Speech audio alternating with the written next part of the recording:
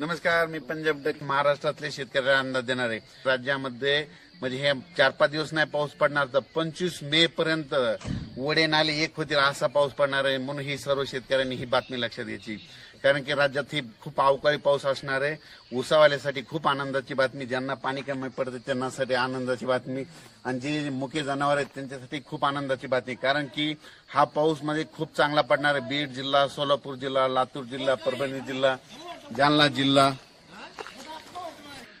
जिल्हा, लातूर जिल्हा, नांदेड जिल्हा, हिंगोली, परभणी, वाशिम, बीड, त्याच्यानंतर संभाजीनगर या खूप भागामध्ये जोरदार पडणार आहे। म्हणून हा अंदाज लक्षात घ्यायचा। म्हणजे नाशिक जिल्ह्यात, नगर जिल्ह्यात सगळीकडेच हा पाऊस पडणार आहे। म्हणजे अकोला, अमरावती, वर्धा या भागापर्यंत सगळीकडे पाऊस पडणार आहे। म्हणून हा अंदाज लक्षात घ्यायचा।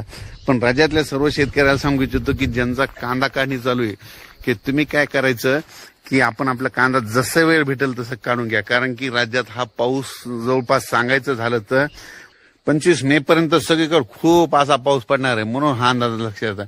पण राज्यातल्या सर्व शेतकऱ्याला सांगू इच्छितो की हा पाऊस म्हणजे चांगला वडे नाले वाहतील असा पडणार आहे। बीड जिल्ह्यात तर तो खूप पडणार आहे। म्हणून बीड जिल्ह्यात योगायोगानं पाणी कमी पडले ऊसाला, त्यांच्यासाठी खूप आनंदाची बातमी। त्याच्यानंतर सोलापूर जिल्हा, लातूर जिल्हा, परभणी जिल्हा, त्याच्यानंतर धाराशिव, त्याच्यानंतर सोलापूर, सातारा, सांगली, कोल्हापूर, शिरोळ, म्हणजे ह्या म्हणजे नगर जिल्हा, म्हणजे सगळीकडेच हा पाऊस चांगला म्हणजे वडे नाले वाहतील असा ह्या 25 मे पर्यंत पडणार आहे। म्हणून हा अंदाज लक्षात घ्यायचा। राज्यामध्ये खूप असा म्हणजे मान्सूनपूर्व पाऊस पडणार आहे। म्हणून हा अंदाज लक्षात द्यायचा।